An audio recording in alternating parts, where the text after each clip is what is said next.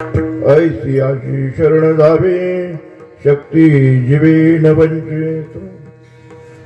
विश्वपर्ण केला खरा धनुर्धरा रक्षिले.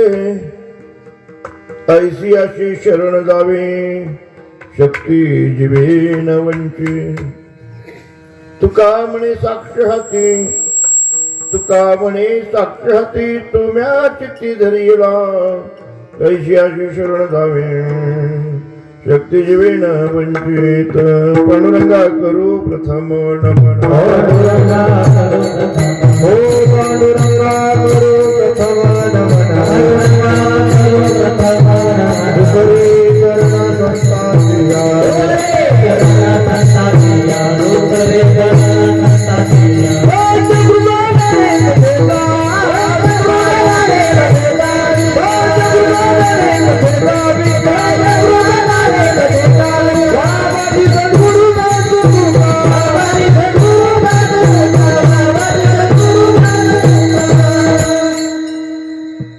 श्री ज्ञानेश्वर भगवान विष्णु निवृत्तिर भगवान हरः.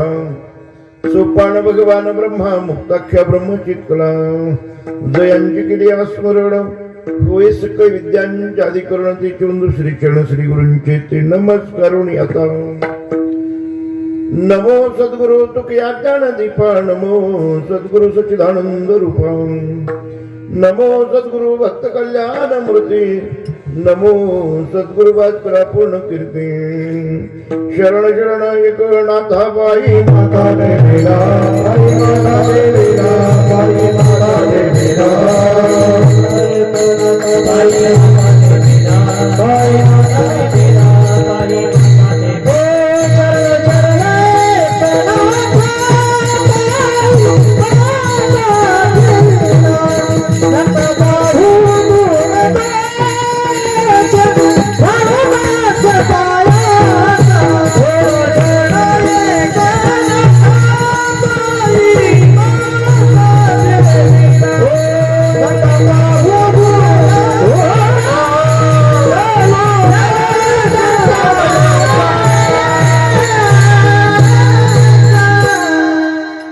लोकाभिरामं रणरंगधीरं राजीवनेत्रं भगवैगणं.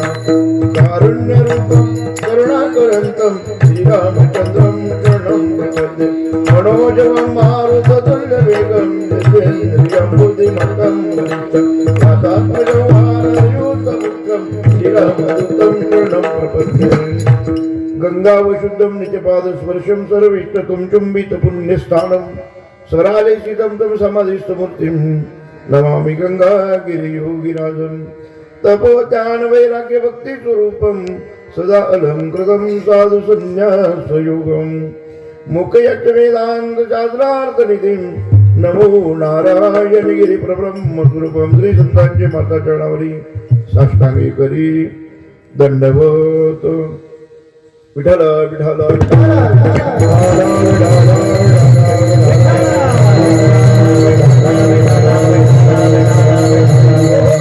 साधाव्या भक्तिकाज साधाव्या भक्तिकाज नाही राज धरीत. ऐश्वर्याची शरण जावे शक्ती जीवेन वंचित. प्रस्तुत प्राप्त स्थली प्राप्त प्रसंगी आणि भगवंताच्या सेवेसाठी निवडलेला अभंग. जगद्गुरु जगदवंदनी महाराष्ट्रभूषण वैराग्याचे मूर्तिमंत पुतळे विश्वविख्यात देवमान्य संत श्रेष्ठ जगद्गुरु तुकाराम महाराज. तुम्ही तिघापैकी कोणी कोणी विठ्ठल विठ्ठल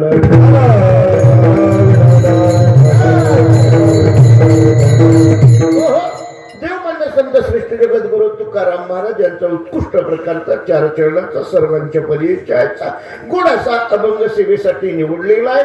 अभंगाचा प्रतिपाद्य विषय वैराग्यमूर्ती जगद्गुरु तुकाराम महाराज तुम्हाला शरण जायला सांगतात. पण शरण कोणाला जावं याचं प्रतिपादन तुकाराम महाराज या भागात करतात. विठ्ठला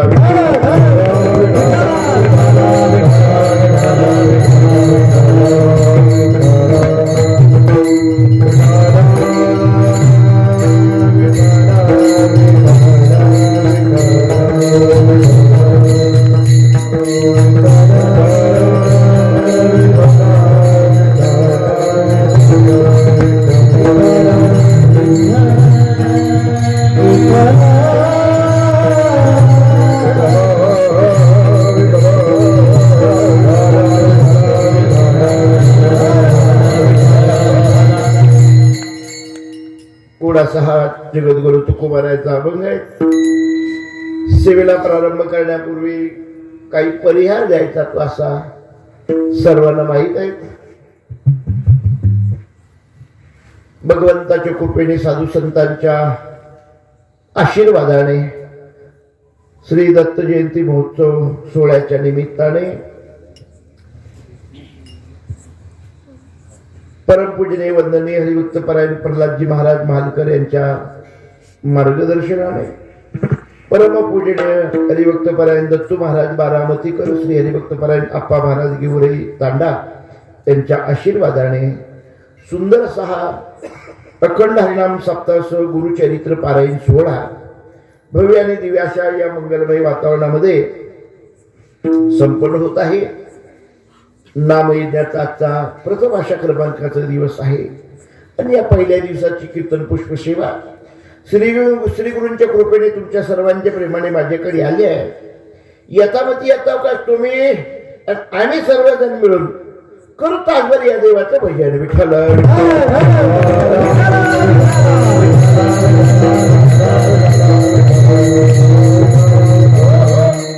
या कार्यक्रमासाठी भोसले पाटील परिवाराच्या पारमार्थिक प्रेमास्तव ही सगळी वारकरी संप्रदायाची दिग्गज मंडळी 8 दिवसासाठी आपल्या या भोसले वस्ती दत्त मंदिर संस्थान या ठिकाणी उपस्थित आहे. त्यामध्ये परम आदरणीय ज्यांच्या अमृतुल्य वाणीतून आपण रामकथा ऐकता अशी हरिभक्तपरायण पूजनीय विठ्ठल वारकरी शिक्षण संस्थेचे संस्थापक हरिभक्तपरायण रामायणाचार्य प्रल्हादजी महाराज महालकर हे स्वतः या ठिकाणी उपस्थित आहे. परम आदरणीय ज्यांच्या सुरेल कंठामधून आपण चाल शिरवण केली संगीत विशारद हरिभक्तपरायण अशोकजी महाराज दिवटे केनगाव, संगीत विशारद हरिभक्तपरायण काशीनाथ महाराज पाचपुल्ले आंबोड, संगीत विशारद हरिभक्तपरायण बळीराम महाराज केजवट, परम आदरणीय मृदंगाचार्य मृदंग विशारद हरिभक्तपरायण आदिनाथ महाराज झुले, दुसरे मृदंग विशारद हरिभक्तपरायण प्रसाद महाराज भोसले आणि परम आदरणीय हार्मोनियम वादक लक्ष्मण महाराज बारवकर, सर्व प्रभू प्रिय सज्जन माता भगिनी, विठ्ठल वारकरी शिक्षण संस्थेचे सर्व प्रल्हाद महाराजांचे विद्यार्थी, चोपदार महाराज, गावचं सर्व भजनी मंडळ, सर्व प्रभू प्रिय सज्जन माता भगिनी सर्वांच्या चरणी वंदन करतो. तुमचं सगळ्यांचं दर्शन घेतो. मस्तकी पायावरी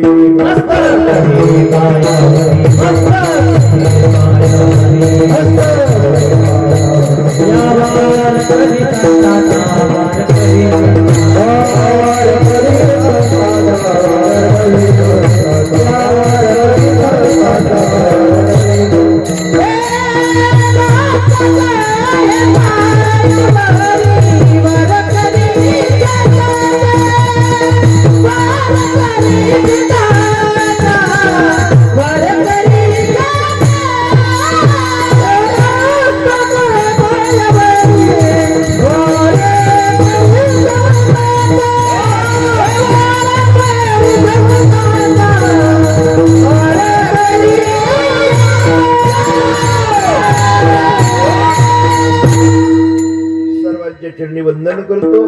आपल्या या सप्ताह गेल्या 34 वर्षापासून अव्याहतपणे या भोसले वस्तीवर चालू आहे. ज्यांच्या सप्ताहाला प्रेरणा एक आशीर्वाद आहे असे कैलासवशी कचूर पाटील भोसले यांची प्रेरणा आणि आता सध्या असणारे त्यांचे बंधू संत सेवक आदरणीय हरिभक्तपरायण सूर्यभान पाटील भोसले नाना आणि सर्व असणारी व्यवस्थापक मंडळी श्री विलास पाटील भोसले, कैलास पाटील भोसले, बद्रीनाथ पाटील भोसले, सोमनाथ पाटील भोसले, सहव्यवस्थापक दिलीपरावजी मुळे, सुनील अप्पा, भाऊसाहेब कर्डिले, काकासाहेब मुळे, नारायण जबिले, साईनाथ मुतरे, विकास अप्पा, विकास पाटील गुंड, विजय पवार, स्वागत उत्सुक ऋषिकेश पाटील भोसले, अभिषेक पाटील भोसले, समस्त भजनी मंडळ घेऊन आहे. सर्वांच्या चरणी वंदन आहे. सुंदर असा हा अखंड हरिनाम सप्ताह गुरुचरित्र पारायण सोहळा आजचा पहिला दिवस आहे आणि या पहिल्या दिवसासाठी पंचम वेदाचे करते देहू निवासी हिंदवी स्वराज्याचे संस्थापक छत्रपती शिवाजी महाराजांचे गुरु जगद्गुरु तुकाराम महाराज यांचा गोड असा अभंग या ठिकाणी निवडलेला आहे. सज्जनावर तुकाराम महाराजांनी तुमच्या आमच्याकडे पाहिलं, या जगाचं निरीक्षण केलं, या जगाचं संशोधन केलं, या जगाकडे तुकाराम महाराजांनी लक्ष दिलं आणि तुकाराम महाराजांच्या लक्षात आलं हे जग शरण जायचं विसरून गेलं. शरण आणि जीवन शरणागतीनं कृतार्थ होत असतं. शरणागती ही जीवनाची मुख्य अशा प्रकारची सुखाची दिशा आहे. विठ्ठल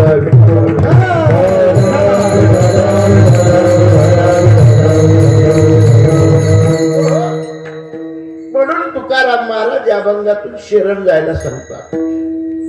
कारण शरण जाणाराचं कल्याण होतं, शरण जाणाराचा उद्धार होतो,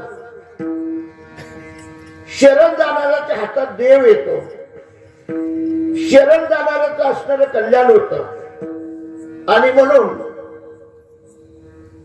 शरण कोणी जावं, शरण कोणाला जावं, शरण कसं जावं आणि शरण कशासाठी जावं. विठ्ठल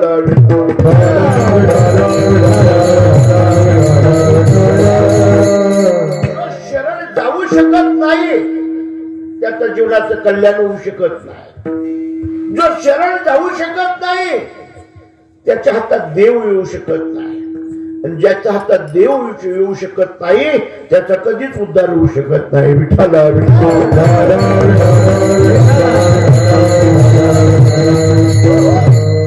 मोठा प्रश्न, शरण कोणी जावं. कोणी शरण गेला तरी त्याचा उद्धार होतो, कोणी शरण गेला तरी तो सुखी होतो, कोणी शरण गेला तरी त्याचं कल्याण होतं. परंतु पहिला प्रश्न आहे, शरण जावं कोणी. जो शरण जातो त्याचा उद्धार होतो निश्चित आहे, त्याचं कल्याण होतं निश्चित आहे, तो सुखी होतो ते निश्चित आहे, याला शंका नाही आहे. पण शरण जायचं कोणी. अंदाजे झालं श्वेदे ज्योतिबीचे 4 खाणी आहे. 4 खाणीमधून 184 ब्रह्मांड अशा प्रकारचं जन्माला आलं. या ब्रह्मांडामधून शरण कोणी जायचं हा मोठा जटिल प्रश्न आहे. तर या जगाचे, या सृष्टीचे संतांनी 4 भाग अशा प्रकारचे केले. कोण शरण जाऊ शकतो याचा विचार केला तर पहिला वर्ग या जगात असा आहे, माय बापा हो, शरण जो बी कोणी जाईल त्याचं कल्याण होतं याची शंका नाहीये. पण शरण कोणी जावं. पहिला वर्ग या जगात जड आहे, निर्जीव आहे, अचेतन आहे. पहिला वर्ग या सृष्टीमध्ये जड आहे, निर्जीव आहे, अचेतन आहे, ज्याला चालता येत नाही, ज्याला बोलता येत नाही, असा पहिला वर्ग. तो शरण जाऊ शकत नाही म्हणून त्याचा उद्धार होऊ शकत नाही. पहिला वर्ग निर्जीव, अचेतन, जड. याच्यात कोण आलं. दगड, वीट, माती, लोखंड, लाकूड हे जड आहे, निर्जीव आहे, अचेतन आहे. यांना चालता येत नाही, यांना बोलता येत नाही, ते शरण जाऊ शकत नाही. असं कधी झालं की नक्षत्रवादी वाडीत एखाद्या दगडाने विचार केला तर तो नक्षत्रवादी दगड म्हणला भोसले असतील सप्ताह कीर्तनाला आला. असं होईल. असं होऊ शकत नाही. दगड आपली जागा स्वतःच्या मनानं सोडित नाही. हा लईच लोटीत लाटीत आणलं तर येतो. दगड उचलून आणलं कोणी तर ठीक आहे, पण त्याच्या मनानं दगड नाही येत. वीट येत नाही, माती येत नाही, लोखंड येत नाही, असं कधीच होत नाही. म्हणून पहिला वर्ग निर्जीव आहे, अचेतन आहे, जड आहे, चालता येत नाही, बोलता येत नाही. म्हणून दगड, वीट, माती, लोखंड हे निर्जीव आहे, यांना चालता येत नाही, बोलता येत नाही. म्हणून हे शरण जाऊ शकत नाही आणि शरण जाऊ शकत नाही म्हणून दगडा धोंड्याचा उद्धार होऊ शकत नाही.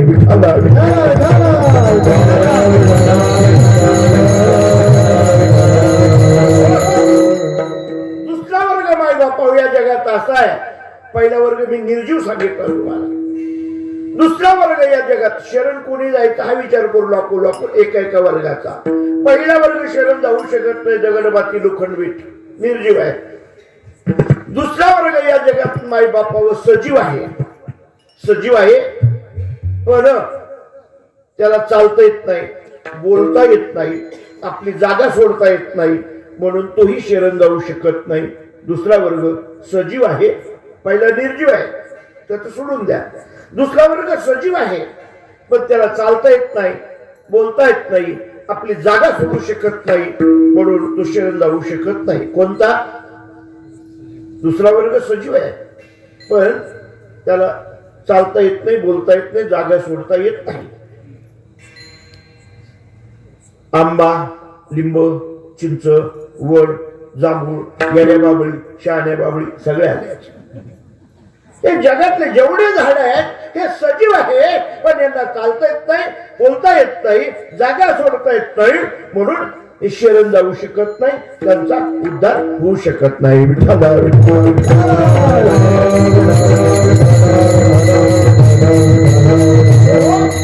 या जगातला तिसरा वर्ग आहे माय बापा हो, तो सजीव आहे, त्याला चालता येतं पण व्यवस्थित बोलता येत नाही. पहिला वर्ग निर्जीव सांगितलं, त्याला चालता येत नाही, बोलता येत नाही. दुसरा वर्ग सजीव आहे पण त्याला चालता येत नाही, बोलता येत नाही, झाडाचा, वृक्षाचा, वेलीचा. तिसरा वर्ग सजीव आहे पण याला चालता येतं पण व्यवस्थित बोलता येतं, बोलता येतं पण चांगलं बोलता येत नाही. काही सजीव असतात चालता येतं, बोलता येतं पण चांगलं बोलत नाही जीभासून. कोण झाले याच्यात? कुत्र, मांजर, डुक्कर, गाढव, घोडा, म्हैस, ह्याला सगळे आले. पशु काय पाप पुण्य जाणती. माय बापावर या जगात पशु प्राण्याची कमी नाही पण पशु प्राण्याच्या जीवनात सुखाची हमी नाही. का? पशु प्राण्याला आत्मज्ञान कळते, तत्वज्ञान कळते, गीता कळते, भागवत कळते, संत कळते, ग्रंथ कळते, कीर्तन कळते, माई कळते, बाप कळत नाही. आणि ज्याला काहीच कळत नाही तो किती वेळा जन्माला आला मेला तरी त्याला सुख मिळत नाही. पशु काही पाप पुण्य जाणती, उत्तम मध्यम भोग भोगिती, काही कुपजताच मरती, अंध पांगळ होती बैरी मुखे. हा तिसरा वर्ग आहे, सजीव आहे, यांना चालता येतं हो पण व्यवस्थित बोलता येत नाही. आणि मग माय बापा हो या जगाच्या पाठीवर चौथा एक वर्ग असा जन्माला आला, हा सजीवही आहे, याला चालता येतं आणि याला बोलता येतं आणि याला बुद्धी सुद्धा आहे, त्याचं नाव आहे माणूस.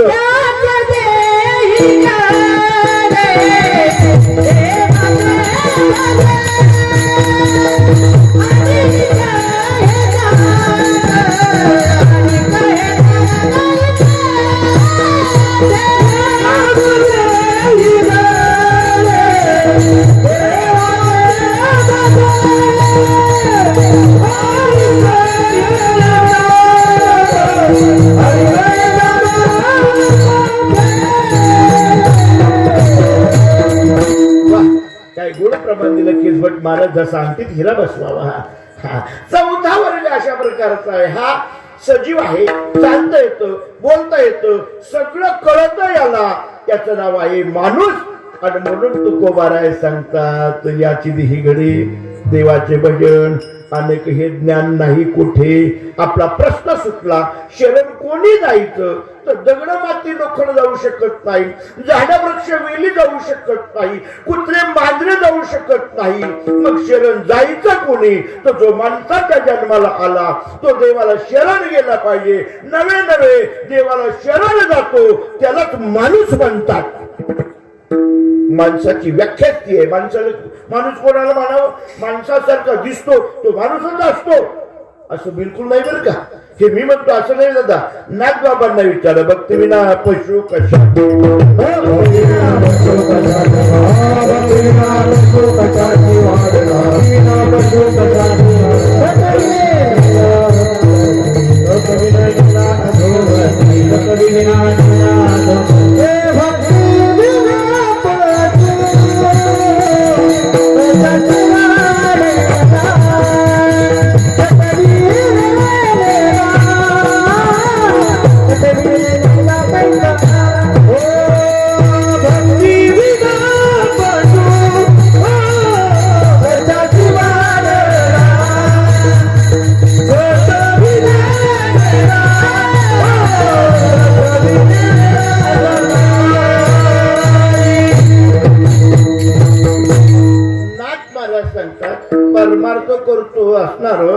माणूस म्हणजे परमार्थ नव्हे, परमार्थ करतो तोच माणूस आहे आणि माणसासारखा दिसतो पण भजन भक्ती करीत नसतो.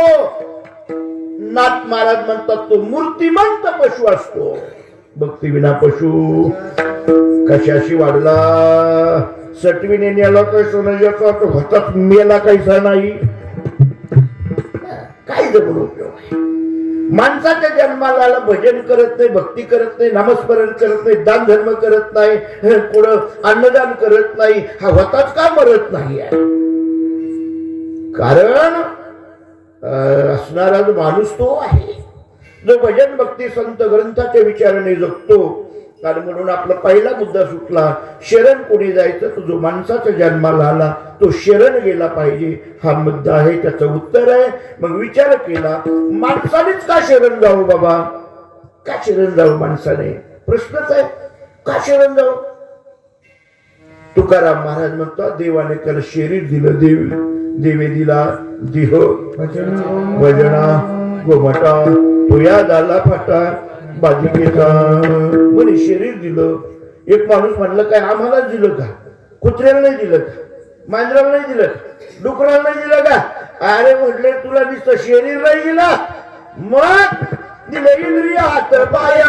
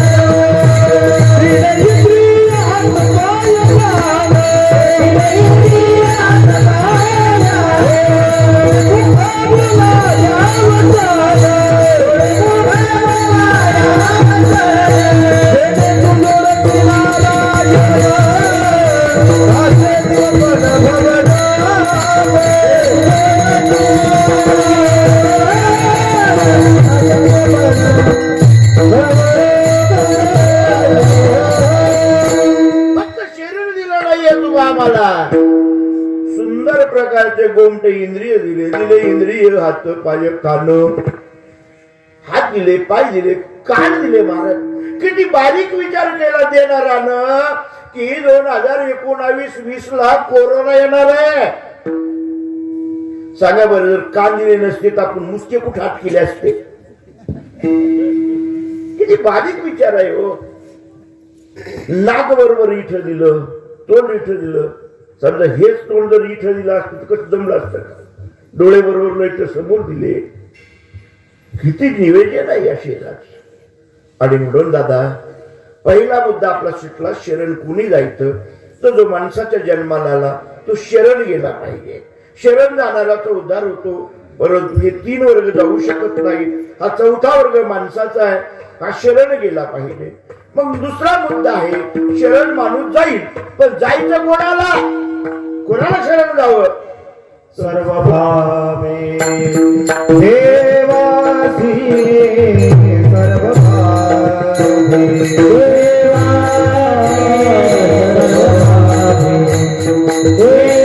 देवासी, सर्व भावे भगवती शरण जावे, सर्व भावे देवासी, सर्व भावे देवासी,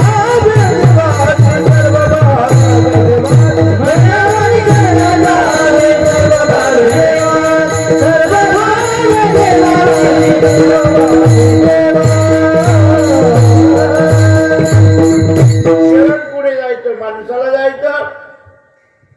शरण कुणी जायचं? माणसाने जायचं. पण कोणाला जायचं?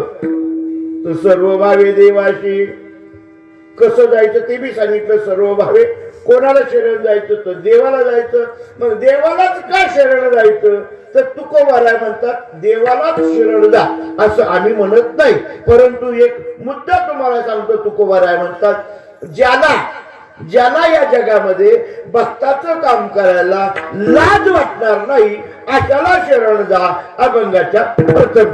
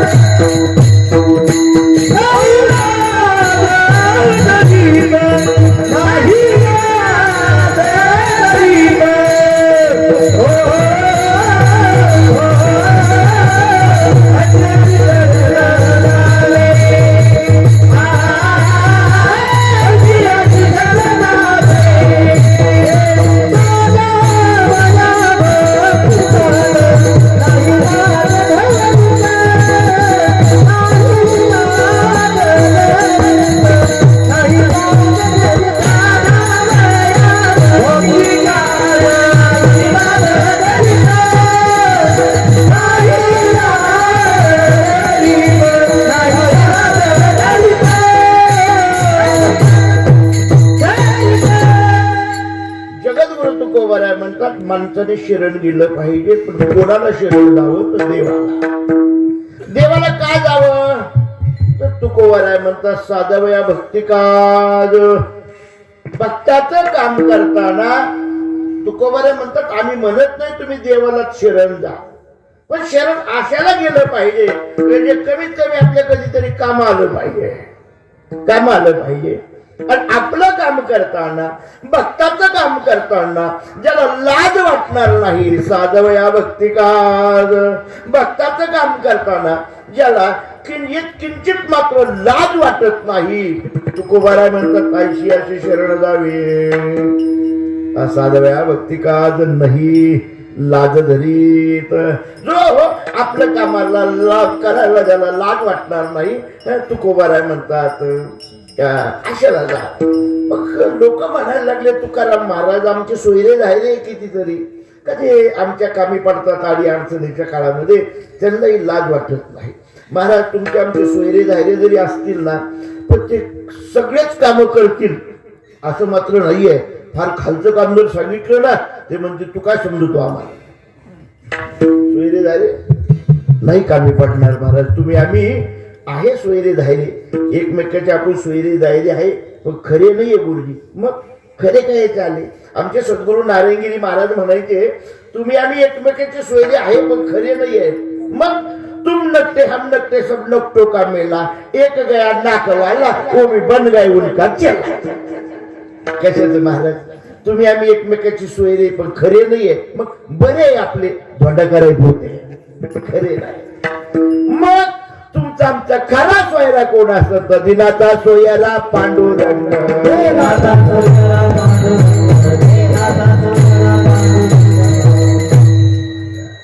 काय पूर्वार्ध काय? पंढरीचे दारे आल्यानो संसारा, दिनाचा सोयरा पांडुरंग. देव सोयरा देव सोयरा देव सोयरा दिनाचा, अंतकाळीचा सोयरा तुका म्हणे विठूधरा. साधवया भक्ती काज नाही लाज धरीत. मला सांगतात बाबा ज्याला लाज वाटणार नाही. तुकाराम महाराज म्हणलं बा असं काय येऊन काय केलं त्या देवाने लाज वाटणार नाही. आमचे मित्र आहे कितीतरी, काही काम सांगितलं तरी काम करतात ते. आमचं काही काम सांगा मित्राला लाजत नाही. तुकोबाराय सांगतात मित्र लाजणार नाही, पार्टीला जायला लाजणार नाही, हॉटेलवर डीजे पुढे नाचायला लाजणार नाही, आपल्या लग्नात आणखी काही काम करतील, पण सगळेच काम मित्र करतील असं मात्र नाही आहे. मग सोयरे धायरे मित्र नाही नाही. मग तुकोबाराय म्हणतात देव असा एकमेव द्वितीयम ब्रह्म, भगवान हा असा आहे देव काहीच काम करायला लागत नाही. मग तुकाराम महाराज लोक म्हणले तुकाराम महाराज लय देवाची टिमकी वाढवायला लागली तुम्ही. सांगा बरं त्या देवाने असं काय काम केलं की जे तुमच्या मनात आलं तुम्ही म्हणता तू भक्ताचं काम करायला लागत नाही. तुकोबाराय म्हणतात काय नाही केलं ते आम्हाला विचारा. द्वारकेची मूर्त एकनाथ,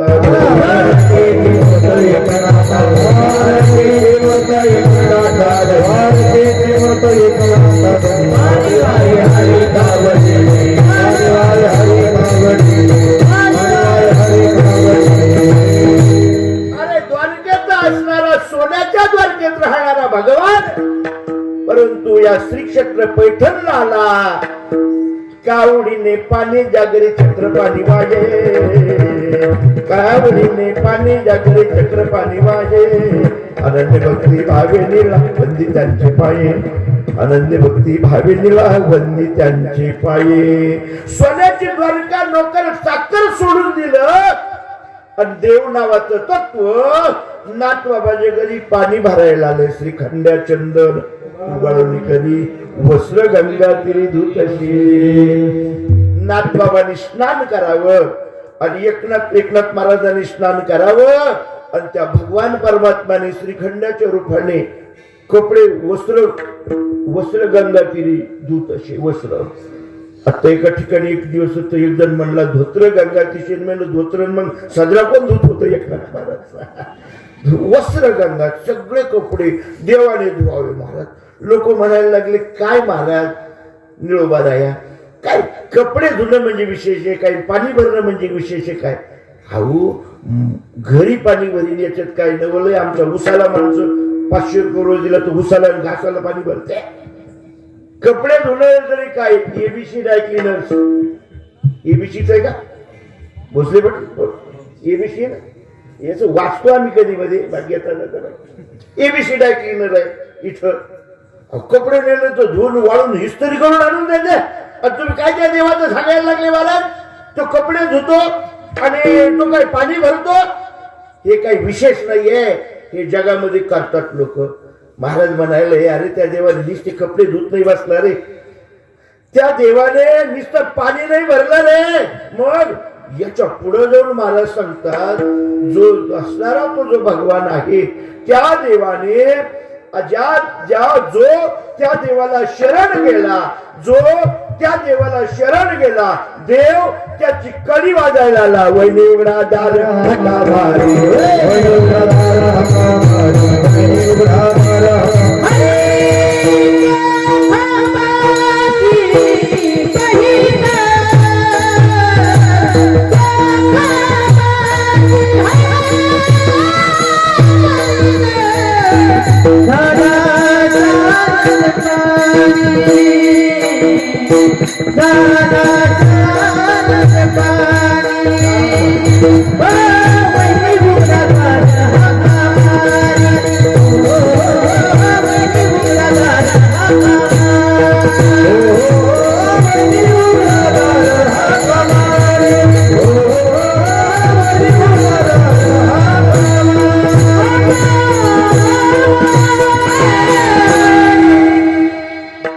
सांगतात अरे जो देवाला शरण गेला त्याला देवाकडे जावं लागत नाही दादा.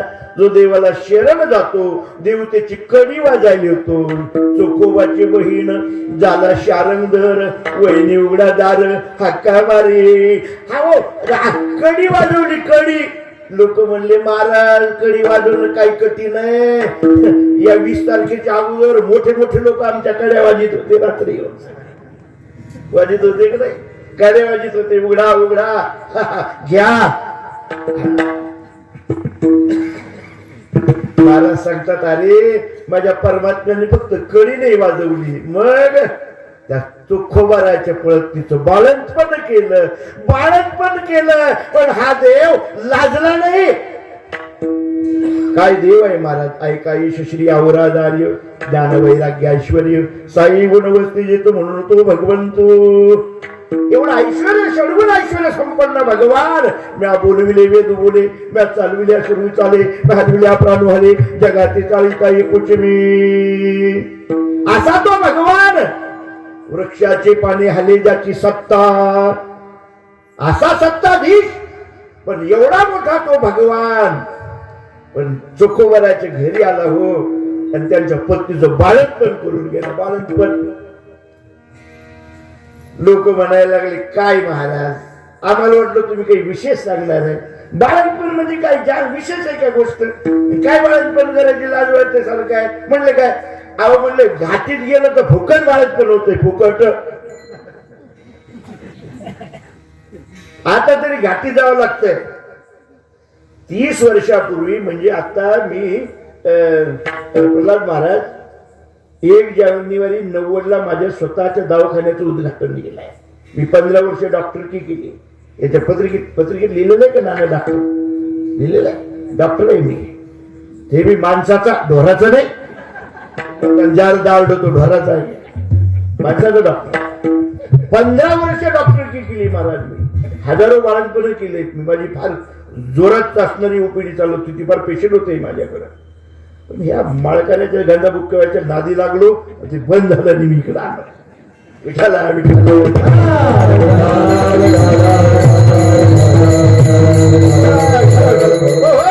म्हणून 25 वर्षापूर्वी दवाखान्यात जायची गरज नव्हती. बाळंतपणाला गावातली कोणीतरी बाई असायची, ती बाई आम्हाला सांगायची. आमचे हे असणारे आबा बसलेले चालक त्यांच्या आजी होत्या. त्यांची आजी अगदी डॉक्टरला काय कळेल आजच्या एवढा अॅक्युरेट टाइम सांगायचे डिलिव्हरीचा. मी इंजेक्शन द्यायचं पेशंटला डिलिव्हरीचं, त्यांची आजी सांगायची. माय म्हणायचं, आमचं सगळं गाव माय म्हणायचं त्यांना. त्या माय म्हणायच्या द्या इंजेक्शन द्या, अर्ध्या घटक्यात बाळतीन होणार आहे. अर्ध्या घटक्यात बाळतीनच होत होती महाराज. आता दवाखान्यात नेल्याबरोबर डॉक्टर म्हणतो तुम्हाला बाळ पाहिजे का बाळंतीन, तर त्याला कापायचं राहतं आडवून. वाईट आहे महाराज, हे लोक सुख भोगू शकत नाही. वाईट पद्धतीने पैसे कमावणारे. विठ्ठला लोक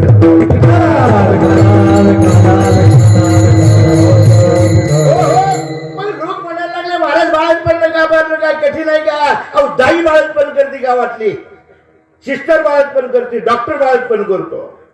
काय कठीण आहे आणि काय लाज वाटते की त्याच्यामध्ये? तुकोबारा म्हणतात नाही रे, माझा भगवान एवढा कृपाळू आहे, एवढा दयाळू आहे, या देवाला भक्ताचं काम करायला लाजच वाटत नाही. विठ्ठला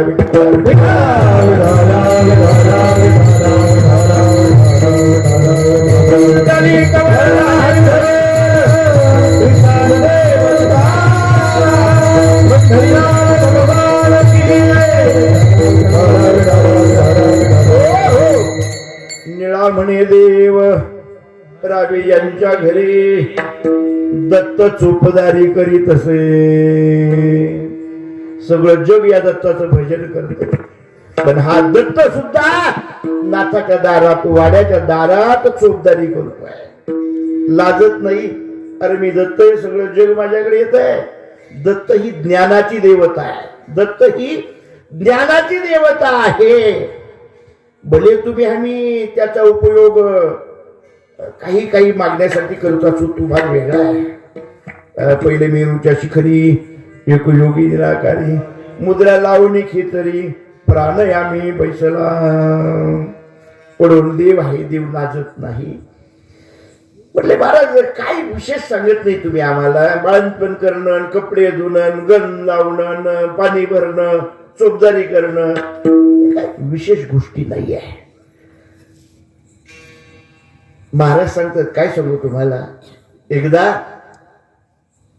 कौरव पांडवांचं अशा प्रकारचं युद्ध सुरू आहे. कौरव पांडवांचं युद्ध सुरू असताना अनेक दिवस झाले युद्धाला. दृष्टांत आहे तिसऱ्या चरणामध्ये, पण मी अगोदरच देऊन मोकळो होतो कारण माझ्याकडे वेळ कमी आहे. विठ्ठला अगदी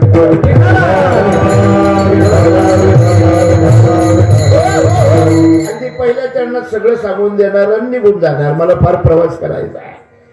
असो विठ्ठला विठ्ठला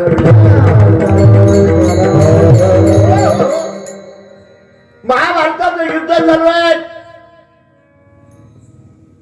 कौरवांचे सेनापती गंगापुत्र भीष्म आहेत. युद्ध सुरू बरेच दिवस झाले आणि कर्णाने दुर्योधनाला एक उर्मीचं इंजेक्शन दिलं. उर्मी म्हणजे मर्मबद्दल बोलला. मित्रा दुर्योधन म्हणला काय करणार? सांगितलं युद्ध सुरू होऊन किती दिवस झाले? म्हणले 5-6 दिवस झाले, 6-7 दिवस झाले. म्हणले आपले किती लोक मेले? आपले कौरवाकडचे? तू म्हणले अर्ध सैन्य खलास झालं. म्हणले पांडवाकडे? म्हणले पांडवाला पोच सुद्धा पडली नाही. पोच. अरे म्हणले ज्याच्या हातात तू आपल्या युद्धाचं सूत्र दिलं त्याचा विचार केला का आपल्या गाडीत हिंडतो आणि प्रचार त्यांचा करतो? अशी ते भानगड नाही ना काही. राग आला त्या दुर्योधनाला. माझा मित्र बरोबर सांगतो, पळत पळत गेला. आवाज दिला पितामह. काय दुर्योधना? अहो युद्ध सुरू होऊन किती दिवस झाले? सांगितलं 7 दिवस झाले. आज किती लोक मेले आपल्या सैन्यातले? म्हणले बरेच मेले. पांडवाचा? नाही म्हणले पांडवाचं काही अजून कोणी मेलं नाही. कानर नाही आलं अजून, कोणीच नाही मेलं म्हटले. म्हणले युद्ध आमच्या बाजूला करता विजय त्यांचा इच्छिता का काय? तुमच्या मनात काहीतरी काळबीर आहे आणि काळबीर ऐकण्याची सवय भीष्माचार्याला नव्हती. विठ्ठला विठ्ठला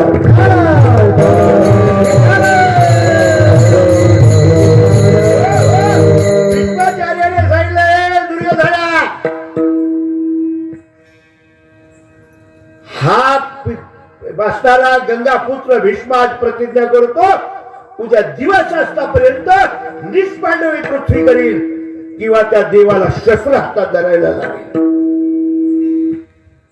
प्रतिज्ञा केली महाराज युद्धभूमीवर. पितामह भीष्माचार्याची प्रतिज्ञा आहे ती. बरोबर बरोबर बरोबर बातमी पसरली कौरव सैन्यामध्ये. भीष्माचार्यांनी प्रतिज्ञा केली, पांडव सैन्यातही प्रतिज्ञा, बातमी पसरली महाराज. आणि लगेच गुलालाच्या जेसीबी गुलाल उधळायला लागले. कुठं कुठं? कौरव सैन्यामध्ये. आणि अजून आघाडी माग होऊ शकते. सगळ्यांनाच गुलालाच्या ट्रका भरून ठेवल्या. लागले गुलाल उधळायला ते कौरव. फटाके वाजायला लागले, नाचायला लागले. बस, कारण त्यांना माहित होतं भगवान परमात्म्याची प्रतिज्ञा होती, गोष्टी युक्तीच्या सांगेन चार. शस्त्र न धरी करी गोष्टी युक्तीच्या सांगेन चार. हातात शस्त्र धरणार नाही, लागल्यास चार गोष्टी युक्तीच्या सांगेन बा, पण हातात शस्त्र धरणार नाही, ही भगवान परमात्म्याने केलेली प्रतिज्ञा होती. ही कौरवाला माहित होती. देवाने प्रतिज्ञा केली हातात शस्त्र धरणार नाही, म्हणजे देव हातात शस्त्र धरणार नाही. आणि भीष्माचार्याची प्रतिज्ञा आहे, एक तर या पृथ्वीवर पांडव शिल्लक ठेवणार नाही, नाही तर देवाला शस्त्र हातात धरायला लाविल. आणि देवानं तर प्रतिज्ञा केली, मी हातात शस्त्र धरणार नाही, याचा अर्थ पांडव 100% मरणार. विठाला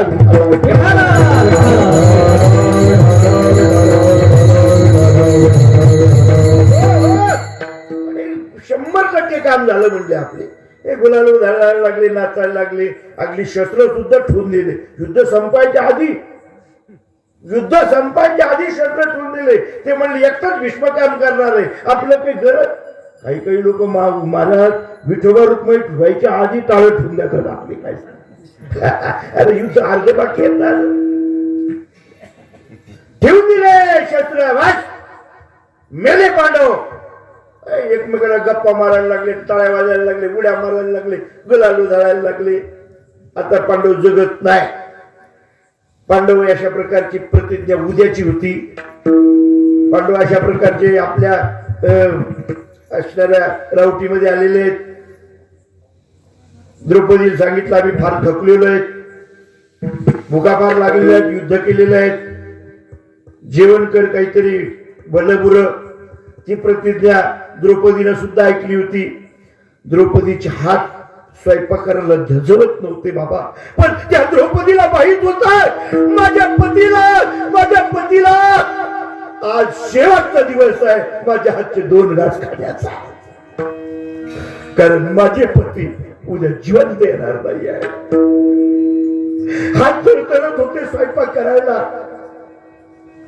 परंतु द्रौपदीने स्वयंपाक केला. पांडवांना ताटे वाढले, पांडवांनी पोट भरून यथाच भोजन केलं. पोटभर जेवले पांडव, अंथरुण टाकले, पांडव झोपले. द्रौपदीला अन्नाचा कण खाल्ला नाही, कारण तिला माहित होत ते कुंकू फक्त आज रात्रभराचं माझ्या कपाळाला आहे. विठाला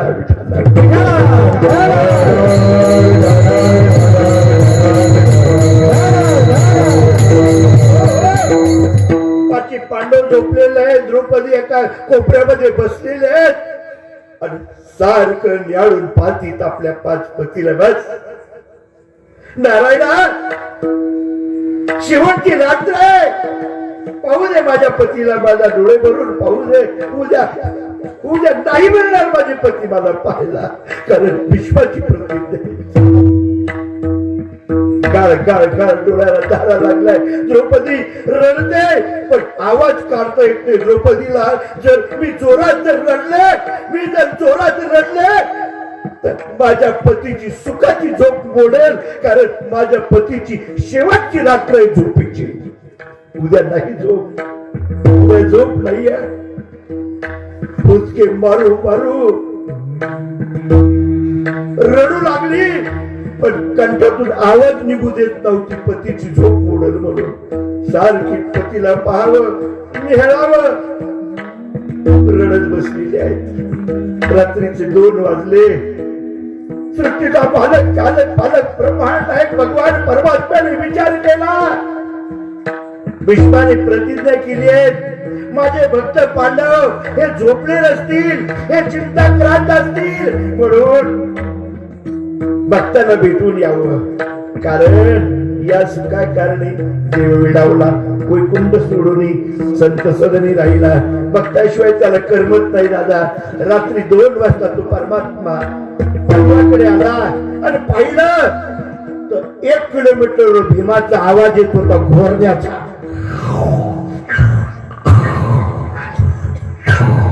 घोरत होता भीम.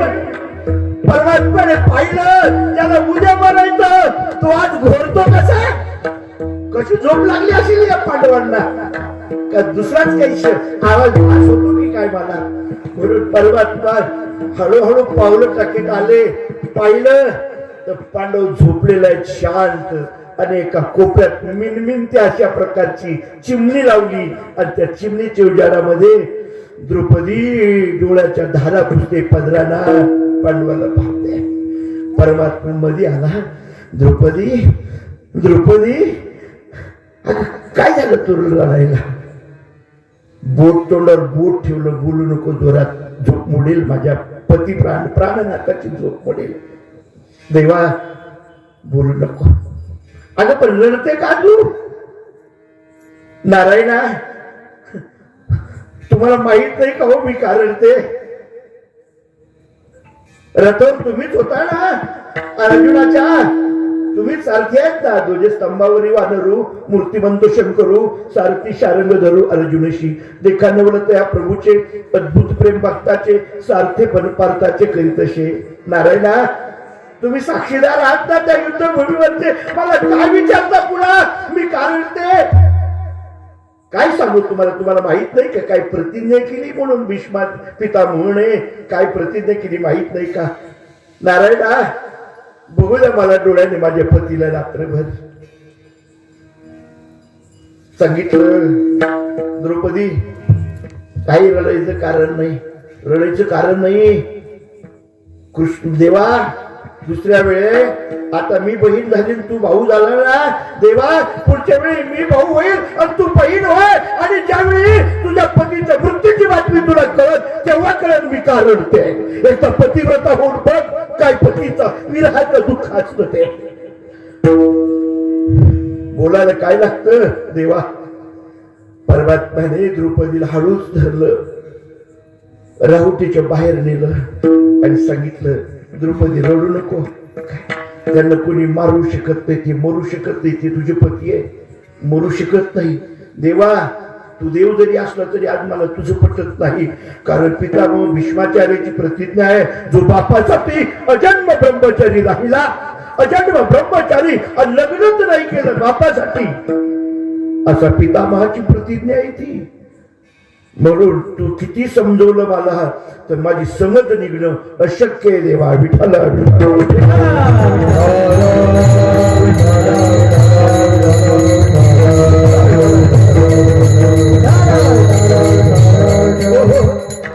झिम झिम झिम झिम पाऊस येत होता. रात्रीची प्रहर आहे, काळोख रात्र आहे. परमात्म्याने द्रौपदीला आपल्या खांद्यावर घेतलं, आपल्या अंगावरचं कांबळ शेला तिच्या अंगावर टाकला, ती भिजू नये म्हणून तिला खांद्यावर घेतलं. आणि चालत चालत परमात्मा द्रौपदीला आपल्या खांद्यावर घेऊन भीष्माचार्याच्या राहुटीवर गेले. भीष्माचार्याला माहित होतं की उद्या मी निष्पांडवी पृथ्वी करणार आहे किंवा देवाला शस्त्र हाताला धरायला लावणार आहे. म्हणून तो भीष्माचार्य सारखा जप करीत होते, श्रीकृष्ण जय कृष्ण, श्रीकृष्ण जय कृष्ण, श्रीकृष्ण जय श्रीकृष्ण जय कृष्ण श्रीकृष्ण. सारखा जप चालू आहे, डोळे बंद आहे. परमात्म्याने सांगितलं द्रौपदी फक्त ह्या राऊटीमध्ये जा या झोपडीमध्ये, आणि भीष्माचार्य ज्यांनी प्रतिज्ञा केली ना त्यांचं दर्शन घे आणि चुड्याचा आवाज कर तुझ्या. बस काम झालं. चतुरा तो शिरोमणी गुण लावण्याची खाणी कुठं सकळ म्हणी धन्य तुझी विठोबा. सोडून दिलं तिला. तिच्या चपला घेतल्या हातात, अशा बगलात धरल्या, कांबळ अंगर घेतली, थुई थुई पावसात थुर करीत उभा राहिला. द्रौपदी मध्ये गेली आणि भीष्माचार्याच्या पायावर डोकं टेकवलं. मस्तकी पायावरी या वारकरी संतांच्या श्री संतांचे माताच्या नावरी साष्टांगी करी दंडवत डोकं टेकवलं आणि चुड्याचा आवाज केला. खळखळ डोळ्याला पाणी आलं. द्रौपदीच्या डोळ्याच्या पाण्याने पाय ओले झाले. भीष्माचार्याचे बांगड्याचा चुड्याचा आवाज आला आणि भीष्माचार्याने आशीर्वाद दिला. सौभाग्य अष्टपुत्रवती भव. द्रौपदीने सांगितलं पितामह. काय द्रौपदी काय पितामह आशीर्वाद या जन्माचा का पुढच्या जन्माचा? नाही म्हणले उधार काही नसतं. संत उदार असतात उदार राहतात. संत उदार उदार भरले अनंत भांडार तुका म्हणे पोती देवे भरले नवे देते म्हणे याच जन्माचा. पण तू कोण? म्हणले द्रौपदी. जेवढ्या भल्या रात्री पाऊस चालू असताना तू आली कशी? म्हणले आले. एकटी कशी आली? नाही मग एकटीने आली. म्हणजे मग कोणाबरोबर आली?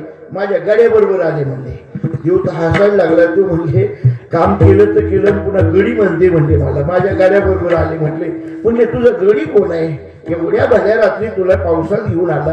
तुझा गडी कोण आहे? मला पाहू दे एकदा. कारण तुझं गडी साधारण नसावा. भीष्माचार्य बाहेर आले आणि हा गडी अंगावर कांबळ घेऊन उभा होता. त्याला माहितीये न जाणू हा भीष्माचार्य एखादा शाप देईल जणू काय होईल. म्हणून भीष्माचार्य बाहेर आले आणि अंगावरची परमात्म्याच्या कांबळ ओढली तर द्रौपदीच्या चपला बगला धरून उभा होता. चपला खाडकन खाली पडल्या. खाली पडल्याबरोबर खळ डोळ्याला पाणी आलं. भीष्माचार्याच्या डोळ्याला धारा लागल्या. सांगितलं द्रौपदी तुझ्या कपाळाचं कुंकू हा भीष्माचार्य नाही. असे 1000 भीष्माचार्य जन्माला आले तरी तुझ्या कपाळाचं कुंकू कोणी पुसू शकत नाही. म्हणले का? म्हणले तुझ्या चपलाची ज्याला एवढी चिंता आहे तुझ्या कुंकाची त्याला किती चिंता असेल. किती चिंता असेल त्या देवाला. तुझ्या चपला दूर बघला धरून जो उभा राहतो तुझ्या चपलाची ज्याला जेवढी चिंता आहे अरे तुझ्या कुंकाची त्याला किती चिंता असेल. म्हणून एक नाही असे 1000 भीष्माचार्य जन्माला आले तरी तुझी कुंकू कोणी पुसू शकत नाही. कारण द्वारके असणारा ज्ञानदेव म्हणे व्यासाच्या खुणा द्वारकेचा राणा पांडवा घरी. द्वारकेचा राणा पांडवा घरी. द्वारकेचा राणा पांडवा घरी. ज्ञानदेव म्हणे राजाची आज्ञा. ज्ञानदेव म्हणे राजाची आज्ञा. ज्ञानदेव म्हणे राजाची आज्ञा. ज्ञानदेव म्हणे राजाची आज्ञा. द्वारकेचा राणा पांडवा घरी. द्वारकेचा राणा पांडवा घरी. द्वारकेचा राणा पांडवा घरी. त्याच्या घरी देव आहे. त्याला काय कोणाचं भेव आहे? ओळखीला हरी धन्य तो संसारी मोक्ष त्याच्या घरी सिद्धी सहित. ओळखीला हरी सातवीला पोटी होता त्यांची भेटी दुःख पैचे. दुःखच नाही बाबा. म्हणून या तुकाराम महाराज म्हणतात साधव्या भक्ती काळ. अरे त्याने भक्ताच्या चपला बघला धरल्या. लई लाज वाटली त्या देवाला. लोक म्हणायला लागले काय तुकाराम महाराज चपला बघला धरणं काय विशेष आहे काय? कीर्तनाला जाते तर लोक चपल चोरून देते. तर तुम्ही काय सांगायला लागले त्या देवाला चपला बघला धरल्याने? बघ काही जरी सांगायला लागले काय विशेष गोष्ट नाहीये. शेवटचं उदाहरण देतो तुम्हाला. महाराज जरी चपला घ्यायला आपल्याला लाज वाटणार नाही, जरी आपल्याला कपडे धुवायला लाज वाटणार नाही, जरी आपल्याला चोपदार व्हायला लाज वाटणार नाही देवाच्या दारात. किती वर्ष वय बाबा?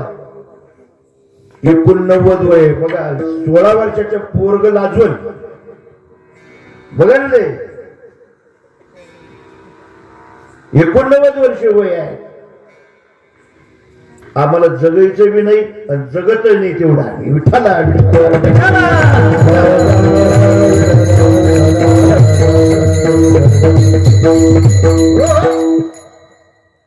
काय विषय नाही महाराज. काय लाज तुम्ही म्हणता देव ज्याला लाज वाटत नाही असं तसं. अरे म्हणजे ऐक शेवटचा दृष्टांत देतो. तुमची राजा घेतो वेळ संपला. एकदा भगवान परमात्मा आणि अर्जुन काम्यकोणामध्ये फिरायला गेले. काम्यकोणामध्ये फिरायला गेले असताना अर्जुनाला तहान लागली. अर्जुनाला तहान लागली. अर्जुन म्हणायला लागला, देवा पुढं पाणी दिसतंय. देखो पाणी म्हटले, ये जाऊन ये पिऊन ये. परमात्मा अशा प्रकारचे त्या ठिकाणी थांबले. अर्जुन गेला, पाहिलं तर अर्जुनाच्या मनामध्ये एक काम्य कोण होतं आणि म्हणून तिथं इच्छा निर्माण झाली अर्जुनाची.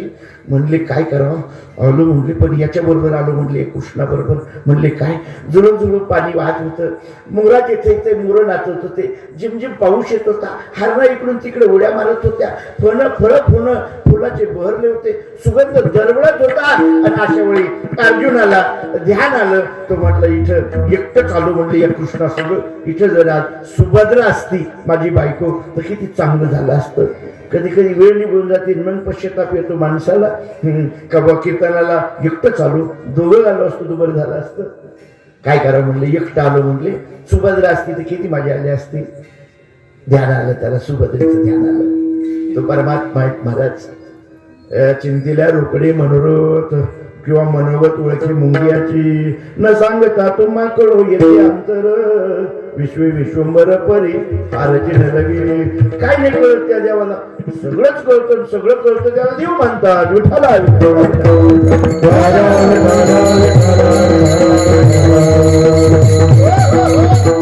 परमात्म्याने विचार केला, माझा भक्त एक अर्जुन आणि याला पत्नीची आठवण झाली. महाराज तो परमात्म्याने परमात्म्याचं रूप टाकून दिलं, सुंदर असं सुभद्रेचं रूप धारण केलं आणि अर्जुनाला अशा प्रकारचा भेटला. अर्जुनाला भेटला. अर्जुनाला खूप आनंद झाला. अरे म्हटलं तुझं ध्यान काढलं, लगेच तू इथं आली म्हणले. हो, अर्जुनाला खूप खुश अशा प्रकारचा झाला. आणि तिने सांगितलं, ती म्हणली मी इथं भेटली तुम्हाला वनात येऊन, लगेच मग तुम्ही ध्यान काढल्याबरोबर आली की नाही. म्हणले सुभद्रे खरंच आली की नाही, तुम्ही ध्यान काढल्याबरोबर आली. म्हणले मग मला काही आठवण पाहिजे की तुम्ही ध्यान करता आणि लगेच तुम्ही भेटायला आले की नाही. म्हणले आले. म्हणले मग मला भेट वस्तू काय देता आता. यानं पटकन याच्या बोटातली कांगठी काढली, तिच्या बोटात घालून दिली सुभद्रेच्या. रोज म्हणजे तेव्हापासून हे चाललं काय तर रुपये साखरपुड्यामध्ये अंगठ्या घालायचं, अंगठी देऊन टाकली. घाल म्हटली ही अंगठी तुला घेऊन टाक म्हटली. अशा प्रकारची आणि अशा प्रकारचं अर्जुन तिकडे गेलेला आहे. पुन्हा रथावर आरोहण झालेला आहे. परमात्मा निघालेला आहे. विठ्ठला विठ्ठला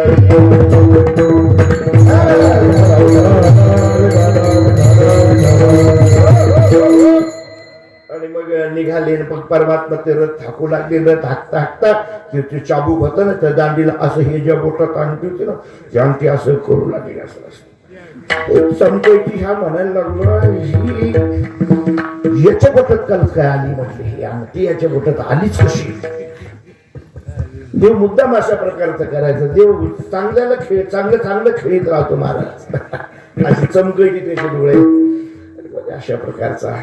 म्हटली आपण तिला दिली, तिनं कधी दिली याला, हा कधी गेला. ती म्हटली आपण तिकडे गेलो तेव्हा ते नाटक झालं काय, कसं काय दिली काय. पुढचा दृष्टांत तुम्हाला माहित आहे, कारण इथलं सगळं चांगलंय. भोसले नाना तुमच्या गोष्टीवर सगळं चांगलंय, पण एक गोष्ट मला इथली पटत नाही, आवडलीच नाही. किती वर्षाचं कीर्तनाला येतो पण इथली काळ्या पटेल एक गोष्ट इथली आवडली नाही मला. राग येईल तुम्हाला. साडूला तुम्हाला आमच्या साडूला कीर्तनात बोलले बा मिठे मला. हे भोसले वस्तीचं सगळं चांगलं आहे. काय सुंदर मंडप दिला. हे काय गंधर्वासारखे गायक आहे, चंद्रसूर्यासारखे वाजवणारे प्रभू तुम्ही, महेशाच्या मूर्ती महादेवासारखे तुम्ही ऐकणारे माणसं आहेत महाराज. काय कमी इथं सगळं चांगलं आहे, फक्त इथली गजा चांगली नाही. प्रल्हाद महाराज कुठू वाजले 10:30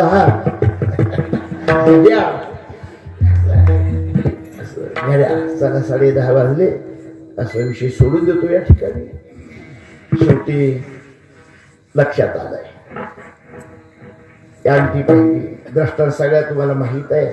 मला एवढंच सांगायचं, आज या जगामध्ये एका माणसाचा एका मुलाचा बाप मेला, वारला, रडायला लागला. दादा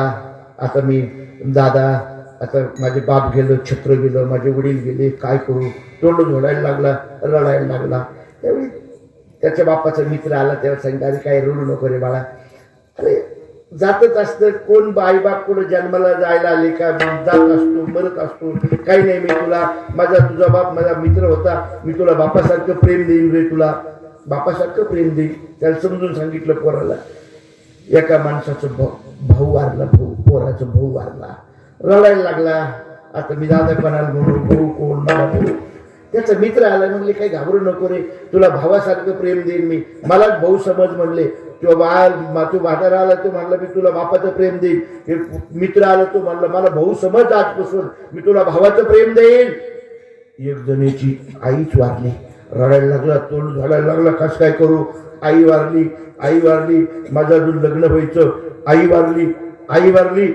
2-4 बाया आल्या, ते म्हणे भाऊ काही रडू नको बाळा, आई बाप पुढे जन्माला जात असते का, मी होईन म्हणे, मला आई समज, तुला आईसारखं प्रेम करते. तुझं बाप वारला तर मला बाप समज, मी बापाचं प्रेम देईन तुला. भाऊ वारला, मित्र म्हणला मला भाऊ समज, भावाचं प्रेम, मलाच भाऊ समज, मी तुझा भाऊ आहे, मला समज भाऊ. आई वारली, एक बाई आली, म्हातारी, रडू नको रे, रडू नको रे, रडू नको रे, मला आई समज, मला आई समज. एखादी बहीण वारली, ती म्हणली मी येत जाईन तुला वावळायला, राखी बांधायला, मला बहीण समज. आता एकाची आई वारली, ती बाई म्हणती मला आई समज. बहीण वारली, ती बाई आली, मला बहीण समज. भाऊ वारला, मित्र आला, मला भाऊ समज. बाप वारला, मित्र आला बापाचा, तर मला बाप समज. आता एकाची बायकोच गेली, बायको वारली, तो तोड झोडायला लागला, रडायला लागला. आता आता आता आता मी काय करू, आता माझं कसं, आता मी काय करू. अरे जोरात जोरात रडायला लागला. किती लोक जमा झाले, फक्त त्याला म्हणजे रडू नको. अरे रडू नको तर काय करू, काय करू. आता कसं करत, आता हे काही पर्याय आहे. आई वारली, एक बाई म्हणते मला आई समाज. बहीण वारली, एक बाई म्हणते मला बहीण समाज. भाऊ वारला, मित्र म्हणतो मला भाऊ समाज. आता बायको वारली, तिची मिळली ना आता तिची बायको. आई काही पर्याय का म्हणन कोणी, मग चप्पल घे म्हणलं. पण आमचा देव एवढा दयाळू आहे, एवढा कृपाळू आहे. त्या अर्जुनाला बायकोची आठवण झाली. महाराज एवढा मोठा परमात्मा अर्जुनाची बायको झाला, बायको झाला, बायको झाला. मग तुकोबाराय सांगतात याच्या पलीकडे त्या देवाने काय करावं, काय करावं. म्हणून साधव्या भक्तिकार नाही लाज धरीत, ऐशी अशी शरण जावी, शक्ती जीवेने वंचित. विठोबा रुक्मा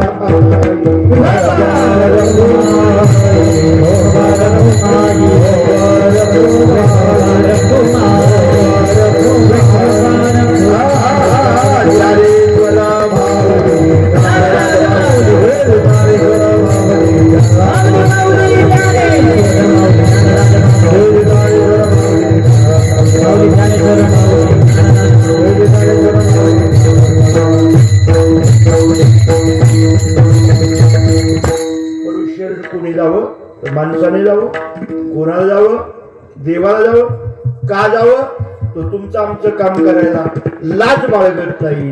म्हणून साधवया भक्तिकार नाही लाज धरीत, ऐशी अशी आशाला शरण जा, ऐशी अशी शरण जावी, शक्ती जीवीने वंचित.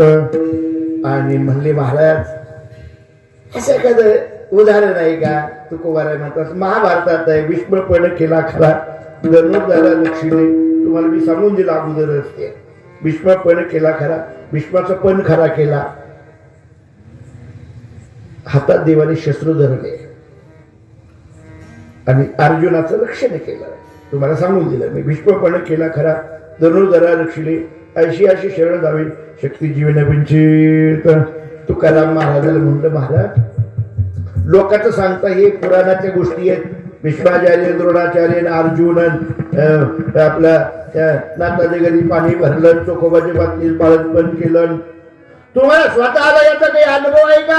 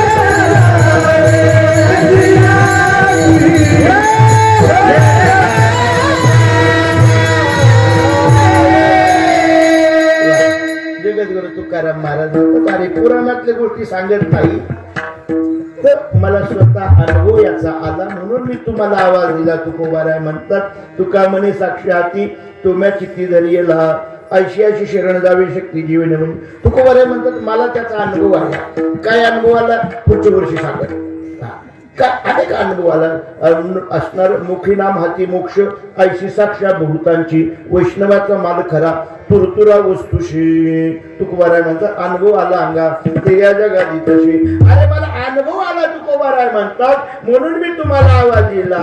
जीवित आलस बाकी तो अनेका ग्यारे येऊ नका रान भरे. अशा प्रकारे देवाला भक्ताचं काम करायला लाज वाटत नाही. फक्त आपल्याला त्याचं नाव घ्यायला लाज वाटली नाही पाहिजे. कारण नाथ महाराज म्हणतात आवडीने भावे हरिनाम घेशी तुझी चिंता त्याशी सर्व आहे. नको खेद करू कोणत्या गोष्टीचा पती लक्ष्मीचा जाण तसे. आणि म्हणून तो सर्व असणार करार कारण त्याचं वचन आहे जो मजवे अनन्य शरण त्याचे निवारी मी जन्म मरण या लागे शरणागत शरण मीची एको. अशा प्रकारे यथामती यथावकाश काय बोलता येईल तो बोलण्याचा प्रयत्न केला. गाडळ्याचा काटा 10:30च्या 4 मिनिटं पुढे गेला. कीर्तनाचा वेळ संपुष्ट असलेला म्हणून भोसले परिवार हा अतिशय असणारा पारमार्थिक परिवार आहे. एवढ्या 34 वर्षापासून आव्यातपणे सप्ताह करणं म्हणजे काही तोंडाची गोष्ट नाही येत महाराज. गावगावचे सप्ते निवडणूक झाली की बंद पडते ग्रामपंचायतची. 34 वर्षापासून एवढा मोठा सप्ताह सगळा परिवार आणि सगळ्या तुम्हा आम्हाला गावकऱ्यांना आजूबाजूच्या सगळ्यांना घेऊन हा एवढा मोठा थाटामाटात हा परमार्थ करतोय. विशेष आहे म्हणून सर्वांच्या चरणी वंदन कोटी कोटी धन्यवाद. आमचे पूजनीय वंदनीय महालकर महाराज असणारे प्रल्हादजी महाराज एवढे सुंदर असणारे हे पोरं घडवले ही खूप मोठी. महाराज तुमच्या कार्याला या मेटे महाराजाचं लोटांगण नाही. प्रल्हाद महाराज सामान्य गोष्ट नाही हो. अहो दगडा मातीचे मंदिर कोणी बांधतील महाराज. दगडा मातीचे मंदिर कोणी बांधतील पण या चालत्या बोलत्या मंदिराचा जीर्णोद्धार करणं ही काळाची गरज आहे बरं का. आणि प्रल्हाद महाराज करतात हे फार मोठं काम अशा प्रकारचं आहे. केसबट महाराज आहेत, दिवटे महाराज आहेत, पंचफुले महाराज आहेत, भोसले महाराज आहेत.